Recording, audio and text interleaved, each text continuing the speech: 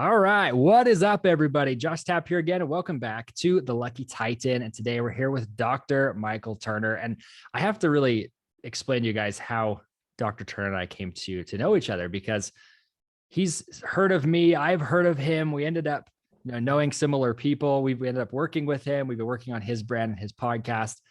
But ultimately, what this guy has done is produce some of the best content that we've seen. I mean, he's very, very educated when it comes to helping people along the lines of their health. And the reason I wanted to bring him on here was to talk to you guys about leveraging your health and working on your health to become successful in other areas of your life. So I'm excited to have you here, Dr. Turner. Do you mind saying hello to everybody? Then we'll hop in. Thank you, Josh. Glad to be here. Glad to talk with your audience today, and really looking forward to it. I used to be a school teacher, so I enjoy education. I enjoy inspiration, and it's going to be fun. Well, see, and that just lends the first question right there. I mean, school teacher to doctor, explain that one. Because you became a medical doctor, not just like a doctor of English or something, right? Yeah, correct. Yeah. Well, I was finishing up at Stanford. I was a pre-med. I had taken all the tests, had all the letters of recommendation, et cetera. But I was also feeling a little bit burned out, speaking of, right? So we can talk about that at some point. So I was like, gosh, I got to take some time off before I go to med school. Like, I'm not ready to continue this grind, tests and labs and problem sets and homework and staying up late and all this, right? So I'm thinking, I'm going to take some time off. I need to get my head right and live life a little bit. What do I want to do? Well, I had always enjoyed tutoring. And I had a buddy who was actually a classroom teacher at the time. So I moved down to where he was, became roommates. He got me an interview in the school district, and voila, I was a fifth grade classroom teacher, wow, fresh out of college for a year. Where were you went teaching? On ultimately with a couple other teaching jobs. Yeah. Wow. And where were you teaching at? Was it in near Stanford, or where were you at? So good question. This was in Fresno, California. So my buddy was in Fresno, and I was a fifth grade classroom teacher. And then the following year, I moved back to the Bay Area, and I taught 7th and 8th grade at a middle school science. Wow. Yeah. Science doesn't surprise me. What's funny is I feel like there's like math brains and science brains. I understand math and science. It intrigues me to death, but I have a horrible retention rate with it. So I got to work on that. That's something I want to work on. I love to see people who can retain and apply science effectively. So you're still in Fresno, aren't you? No, so now I'm in Washington State. Yeah, so okay. I'm based out of Washington State, Southeast Washington, Tri-Cities. Yeah, running away from California is always a good idea, right? I'm just kidding. They're all running to Idaho here, so we joke about that. So big question for you though is, you've recently, obviously you've become a successful doctor, and you're saying, I want to start going online. What about the online space intrigued you, and why did you decide to start transitioning to teaching, training, coaching, and stuff online? Great question. First of all, the ability to reach more people effectively, right? So traditionally, it's one person venturing to my office to spend one defined period of time with me, right? And what if I could reach, obviously, 100, 1,000, 10,000 people at once via a Zoom call, a mass webinar, a wellness online event, something like that. Or harkening back to my days as a teacher, to create curriculum. What if I could create a curriculum, right? What if I recorded myself and pulled together a multimedia presentation about how to have a healthy brain, or most potent anti-aging concepts, or boosting your testosterone naturally, or do you really have a thyroid problem, right? Like whatever it is, if I could distill some of the best teaching that I enjoy engaging with my clients about into some sort of curriculum, and they could access that 24/7 from wherever, that would be fantastic, right? And enable me to reach more people. And then as well, just personally gave me some more time, energy, freedom, right? And so I could be with my kids or my grandkids, or I could work from a nice little Airbnb in Puget Sound some week and still run my practice and do health and wellness. So yeah, that's the idea. Do you have grandkids? I do. So I have a 1-year-old grandkid. Wow. Yeah. Holy cow. I thought you were like in your 20s. This is proof, guys. That's kind. Yeah, I'm 47. I was born in 75. So I have a younger daughter who has now a young son. So here I am as a grandpa. It's psychologically been a little bit of a transition for me, to be perfectly honest, but I'm enjoying it as well. I love kids. Yeah, that's amazing. Totally personal question, but I was just curious. So, and this is where it's kind of funny, that kind of dovetailed really well. Our audience will love that, right? Is that, you really help people with learning how to age better. And Yes. obviously you're doing well yourself because you totally had me fooled. So I'm curious, you talk about the 5 different dimensions of health and leveraging those to slow down your aging, become more healthy and everything. I want to ask you before we dive into those 5, what's the feasibility of this, right? Because most people who come in and pitch fitness to the entrepreneur, right, or somebody who's Mhm. considers themselves more busy, they a lot of times they don't take into account the busy lifestyle or how difficult some of these things can be for people. So I'm just kind of curious from a feasibility perspective, how feasible is it to use these 5 dimensions? Great point, Josh. They're all feasible. They're all feasible. They're each kind of like a layer, like onion, right? So you can go, my job is to give you something actionable today by the end of the conversation that's feasible for every single person on all 5 dimensions. But beyond that, you can go into depth on all 5 of them as well, right? Right. Another way I look at it's like martial arts. You got, first degree belt and you got all the way 10th degree black belt, right? It's like, how far do you want to go on depth on it? I Yeah. personally, I'm hung up about health and wellness. I love it. I mean, if I ask the question, what is your most important asset, right? What's your most valuable asset? I think with a little bit of introspection and cogitation, we realize it's our health. That's actually our most Right. valuable asset, right? Because otherwise, no, your assets can't be suitably maintained or enjoyed. What's it worth if you have this business that you're too sick to get out of bed and run every day because your energy is not there, right? Or you're exhausted, or you're in the hospital back and forth, or you're getting, chemotherapy because you got early cancer because you stressed yourself out for decades, or, your diabetes got out of control. And so then you had kidney problems. So then you're on dialysis 3 days a week, right? It's like, how can you suitably enjoy or maintain any other asset or personal relationship, frankly, if you don't have the health to do so? So it's your greatest asset. So I get hung up on this question of what would it feel like to be as healthy as I could possibly be? That's the Yeah. question. What would it feel like to be as healthy as I could possibly be? How good would that feel? What do I need to do to get there? And from the point of view of your audience, what would that return on investment be? Right? What would Yeah. the ROI be for you if you actually got as healthy as you possibly could right now? You don't have to be your 25-year-old self. You don't have to be the same as a person next to you in the gym. That's not the point, but just you yourself, where you're at. If we could touch every part of your body and get you dialed in, what would the ROI be? How good would that feel? That's a compelling question for me. But I like to make things simple and actionable for everybody as well. So we always give an entry point. Yeah. Well, I feel like it almost becomes an addiction too, when you start to realize, oh, I can have more energy from doing this thing. And then you add the next thing in. And for most of you who listen to this show, you have your own show, you're trying to produce content. It's virtually impossible to produce content without being at your peak, because it comes across horrible if you don't have that energy level. So I do want you to dive into the 5 steps though, Dr. Turner, if you're willing to do Yeah, that, of because course. 5 dimensions, right? 5 different areas or layers, like you said, of an onion to building that energy in yourself and living longer. Happy to. Yeah. Where do you want to start off? What's looking most engaging to you, Josh? I mean, obviously step number 1, right? But Okay. you had them over here. I'm going to pull it up here on my phone. Sure. She texted them to me like, oh, this is awesome. Let's start with sleep. It's actually number 3, Okay. because most entrepreneurs are like, oh, I sleep 4 hours a night. I think that's impossible. But anyways, carry on. Yeah. So the more we study sleep, the more important we are finding that it is, essentially.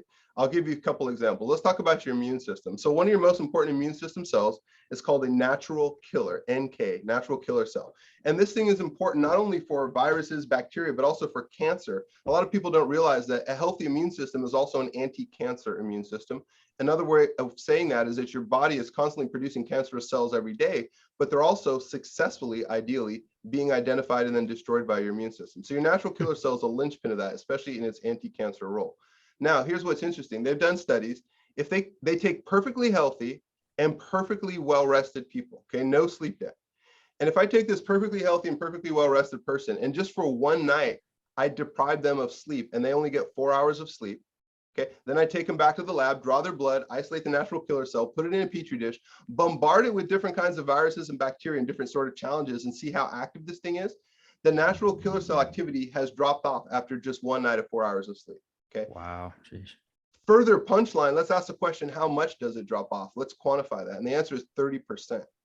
Okay. Ooh. So one of the most important immune cells in your body is down 30% in its function after one night of 4 hours of restricted sleep.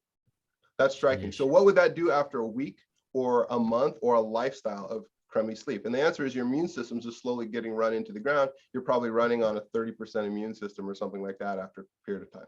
This is also the reason why as soon as you become sleep deprived, very quickly along with that becomes you get sick, right? You're going to notice that your you got a sore throat and you're coughing and all this stuff is because your immune system's not where it needs to be.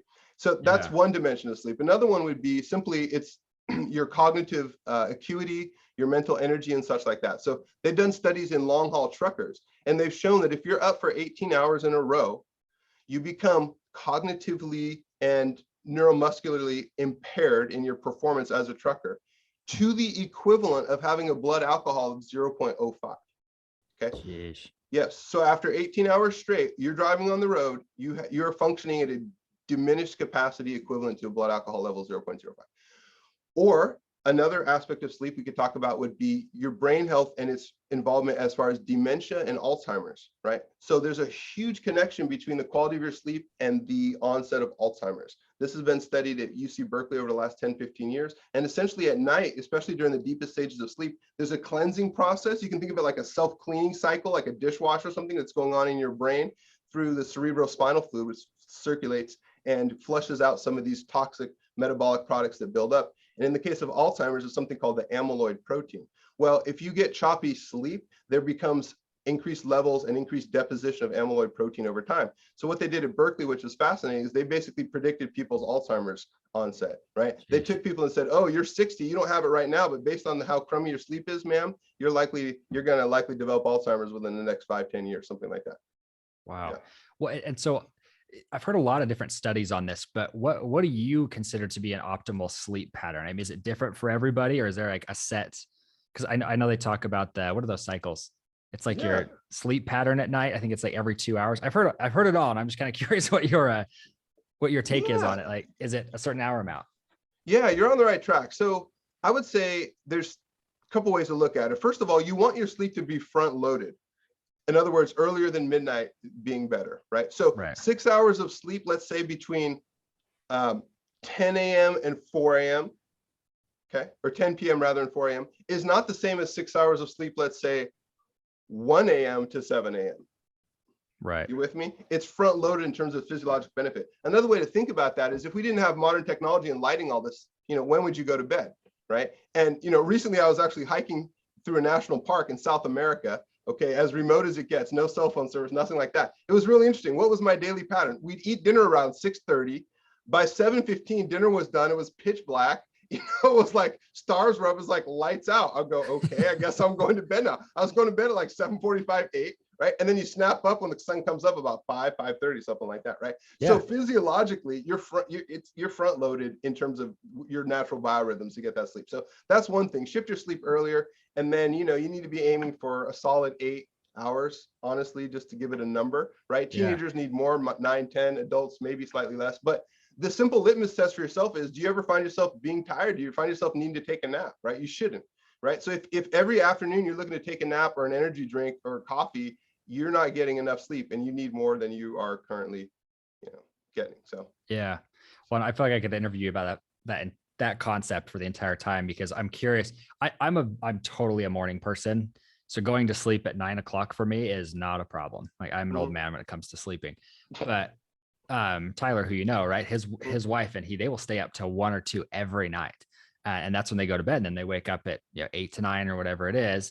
It ends up being 8 hours, but to me, I'm like, aren't you still tired? To me, I just feel groggy waking up that late in the day. But I'd love to hear more about that. You have a whole show on this, so go check out his show, guys. We'll post it in the description because he goes into depth on this. But I want to move on to the second dimension. The second one I want to cover is actually eating and diet. And I want to throw a term out there because you've hooked my whole office on this. Ginkgo biloba. What is it? Why is it? How is it used in the diet? Yeah, ginkgo is extraordinary. It's a tree and comes out of China, if I believe, mainland Asia, been around for thousands of years, used in traditional Chinese medicine, a lot of health benefits. What I love about it is it directly improves blood flow to your brain. Okay, you can take some ginkgo and we could measure blood flow to your brain within hours subsequent, and there's increased blood flow to the brain. That's pretty extraordinary. Another way of saying that is there's a very famous brain researcher named Dr. Daniel Amen, A-M-E-N. You may have heard of him. He gives talks. He's written books. He's been all over the internet. He's been a presence now for probably 15, 20 years in the field. And he has the largest private database of brain scans. He does metabolic scans of the brain to see which areas are active or inactive. He works a lot with, let's say, concussion in the NFL and former players, that type of thing, right? Well, here's what's interesting. I was at a national meeting, national anti-aging conference in Las Vegas. Daniel Amen's on stage presenting all his data, his graphs and pictures and all this stuff. And he kind of made an offhand comment, but it was so crucial. I wrote it down. I've never forgotten it, right? He says, here's the deal. He says, all my best brains take ginkgo.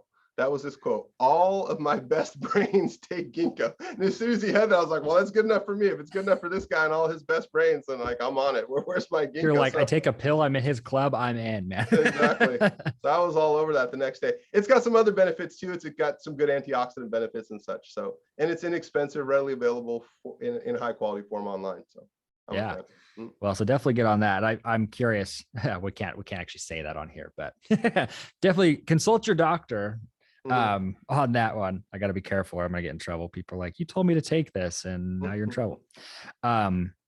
Anyways, moral of the story is though, is like, that's something you can consume easily. I have found working with anybody trying to lose weight, because I tried to lose weight for a long time and then finally kicked in a couple things and it changed it all for me, was that for me, it was simply, instead of trying to pull things out of my diet, it was putting healthy things into my diet.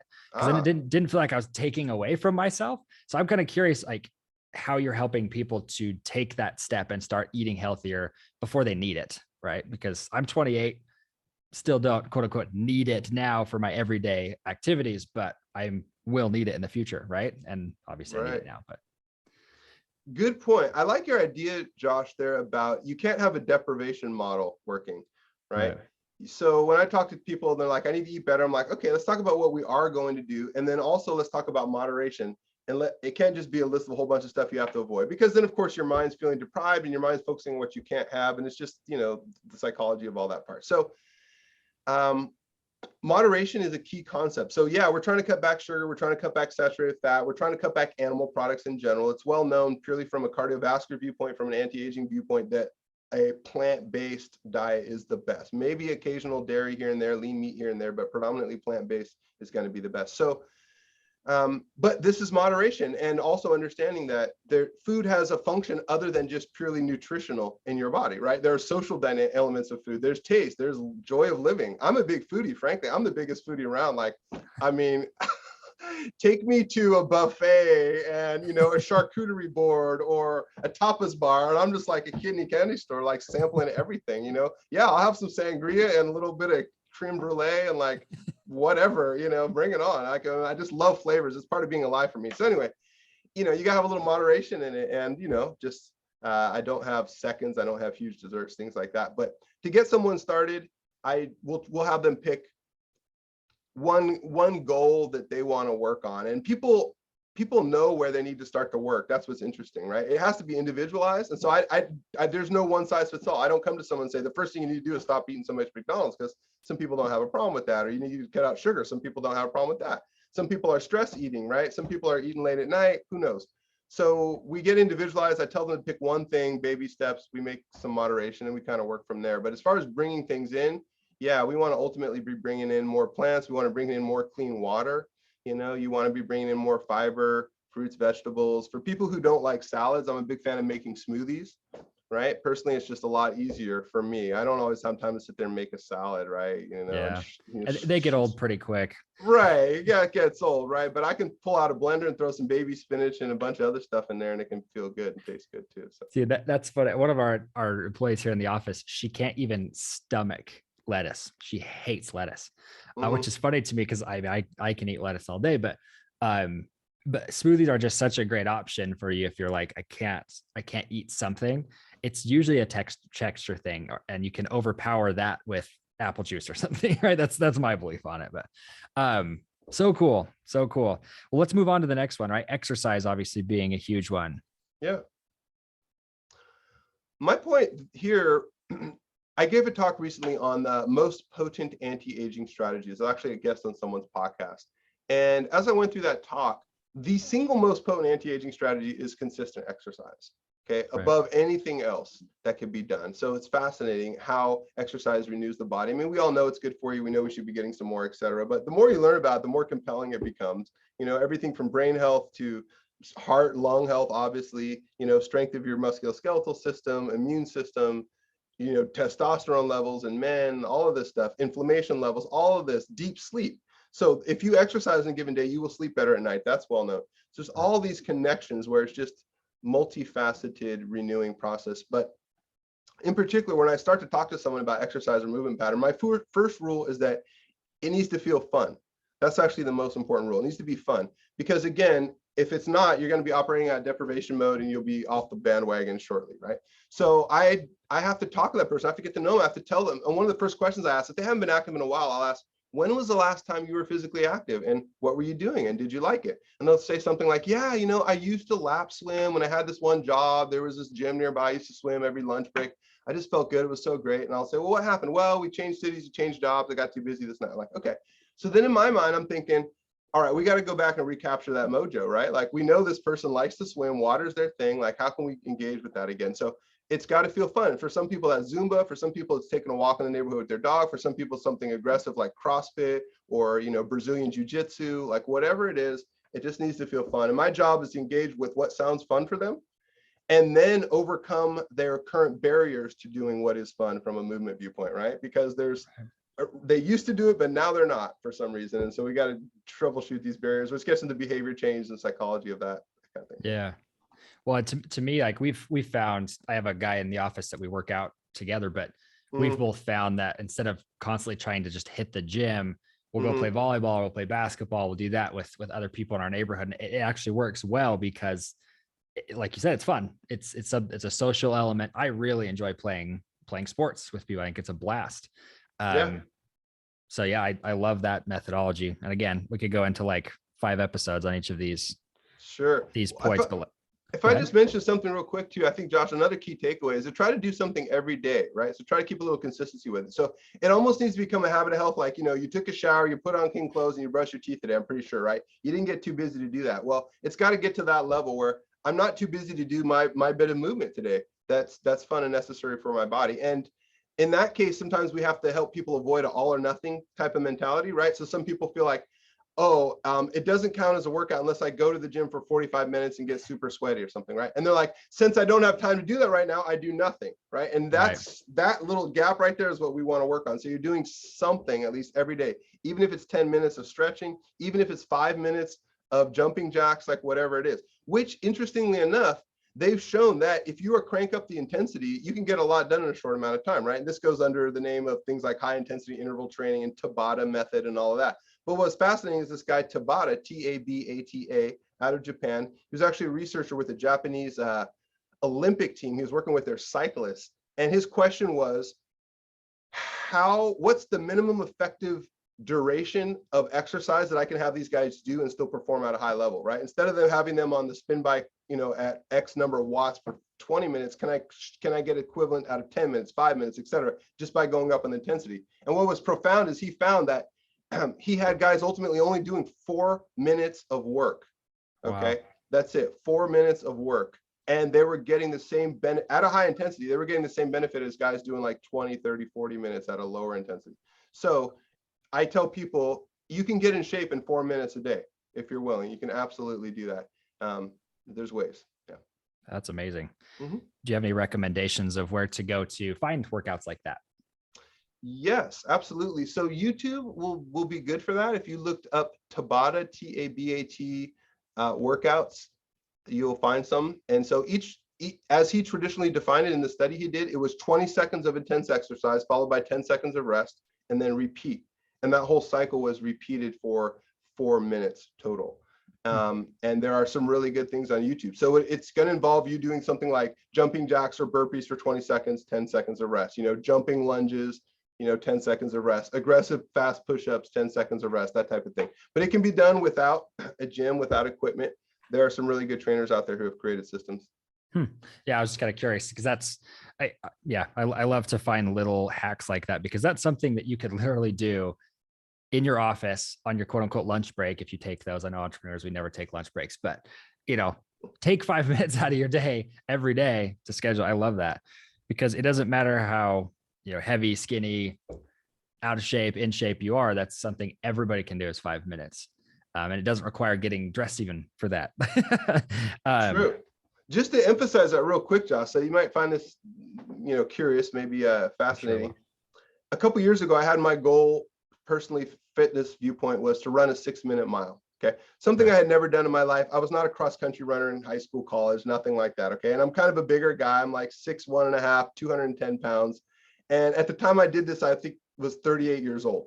So for me to run a 6-minute mile, I was really going to have to get after it. Right. But I'm like, same thing. I'm busy, and I realized quickly, I was like, I don't have time to try to find some neighborhood school that's like 3 miles away, to like get changed, to like run around this track and get warmed up, and then, jump over the fence back to my car to drive home. I'm like, how am I going to train for this? You know what I did, Josh? I never went to a track the entire time I trained for my 6-minute mile. Zero. The first time I showed up on the track was test day.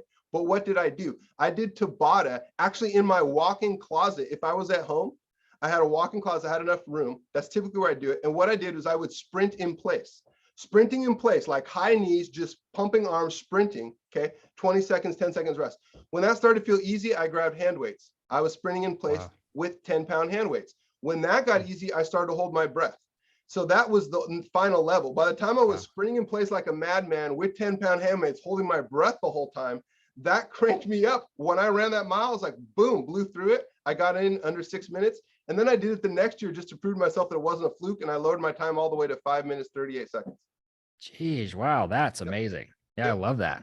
Yep.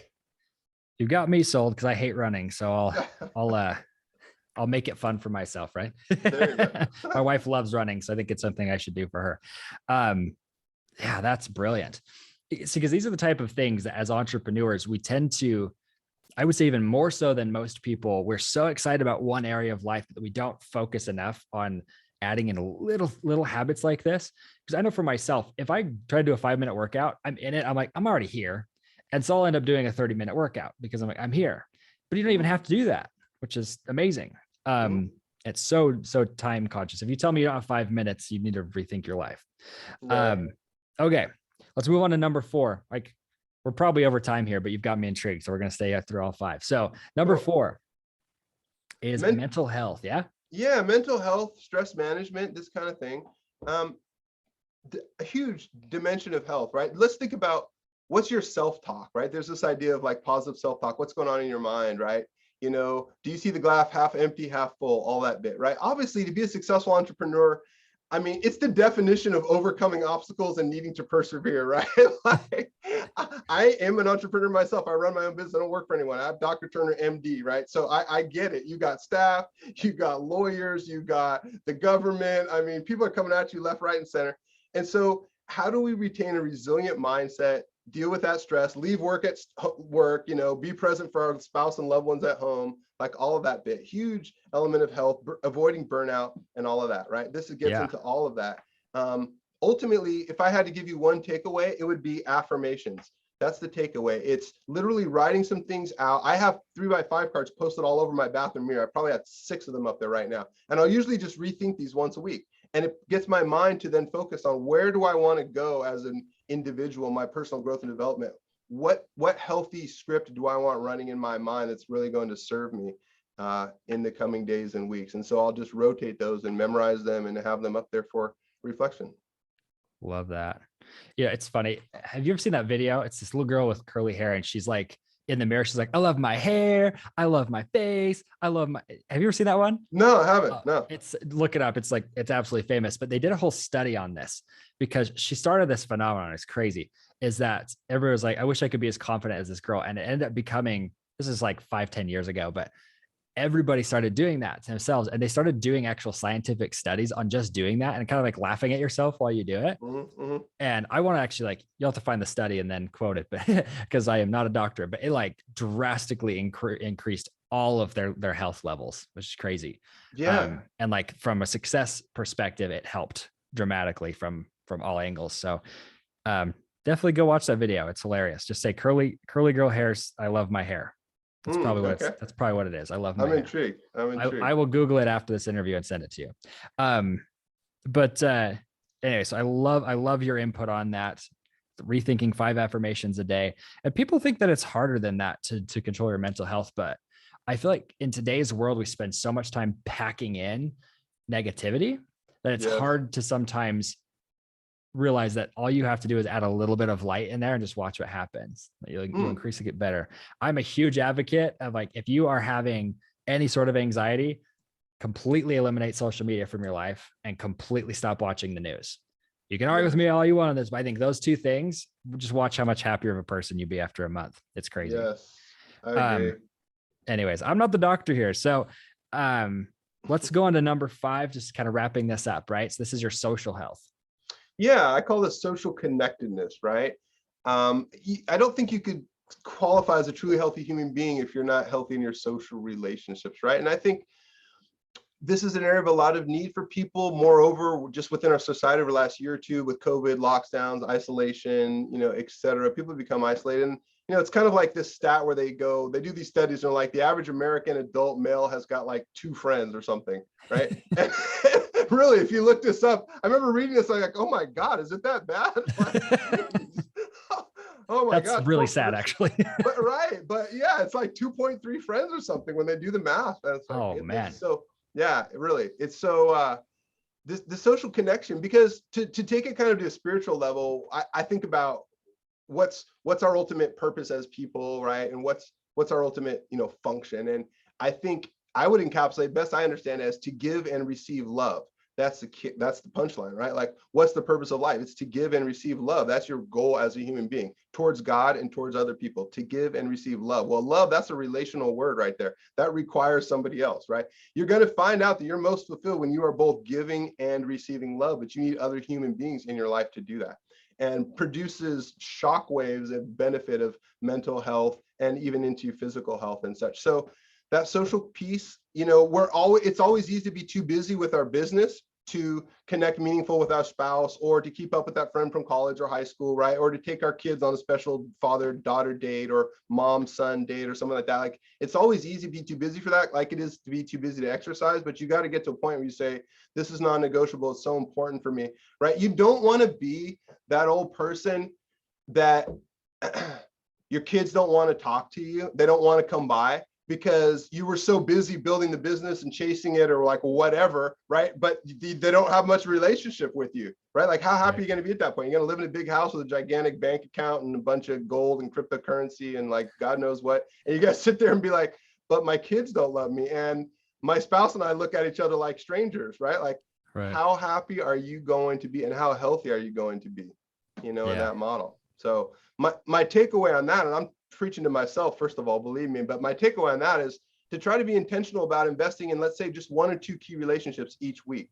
Make it a goal, right? Like, you got a business meeting this week with your VP of something, your sales team, your this and that. Do you have a personal, meeting this week with your spouse to take her on a date, or whatever it is? 1 to 2 key relationships you'd be investing in each week. Keep them up. I literally write a list for myself. I have sort of this list of like, who are my friends, right? Like, who are the people that I actually need to be intentional about, that I need to reach out and text this person or call them or try to arrange something, rather than just sitting passively back and hoping that I have relationships that are meaningful.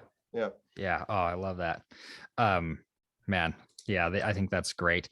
That's kind of sad to me to watch. And it's been interesting around, where I live. We found that every woman we talk to, we all talk about our spouses, and every single one of them feel like when I'm talking to the males, that all of the women feel like they don't have a single close relationship friend outside of their family. And I'd be curious to see the stat on that too. I think it's part of it is be that friend for other people too. Don't be the one to just be the leech and say, hey, I can be the friend to multiple people. My wife is an amazing friend to people. Just such a great job of putting way more into the relationship than they do. But it's interesting because very few women ever give her that back.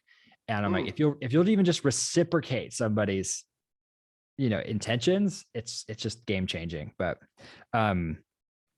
love it. I feel like you could create a whole platform around this of the rule of 5s, right? Like, here are the 5 things you have to eat. Here are the 5-minute exercise and everything. Anyways, total tangent there.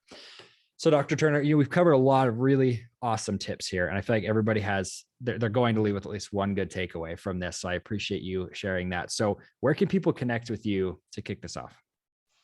michaelturnermd.com would be the place to go. I've also launched a podcast working with you guys and your team, which has been fantastic. So there's a link off of my webpage to podcast, and that'd be the place. Would love to begin a relationship of trying to reach out and share all my best knowledge, inspiration towards health and wellness with you and your clients, Josh. Love it. So drturnermd.com, guys, make sure you go check that out. Sorry, thank you. It's Michael Turner. It's michaelturnermd.com. Oh, that's what it is. michaelturnermd.com. Excuse me. Yeah.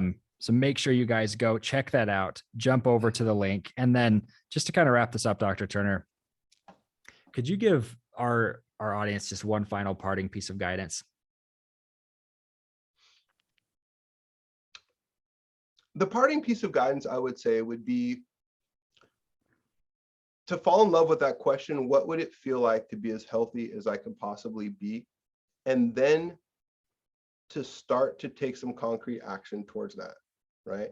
Again, I would liken it to you starting your business and developing your business, right? At some point, there was this passion, this embryonic idea, like, what would it feel like, or what would it look like to start XYZ business, right? And then you got to just take that first baby step, right? It's kind of like a journey of 1,000 miles begins with a single step. That's what I'm talking about. I want you inspired on a journey of 1,000 miles, and then just make it concrete with just 1 or 2 steps. And eventually you'll get there, right? And as you know, to build a successful business, you're glad that you don't know all the obstacles and setbacks and difficulty ahead of time, because you might have gotten dissuaded, right? But you're just full of passion. You're just like, let's go for it. Let's just file the business license. Woo, I'm incorporated. Here we go, baby.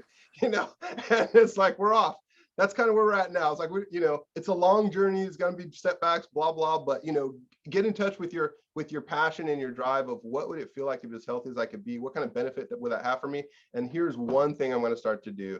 I'm going to pick one of these 5 dimensions. I'm going to do one thing this week. And then it's just rolling after that. You start to get the momentum, and it feeds back on itself. It's a positive feedback loop, right? To feel healthy is to have more energy, is to have more motivation, more enthusiasm, is to do further things to feel healthy, and it starts to snowball.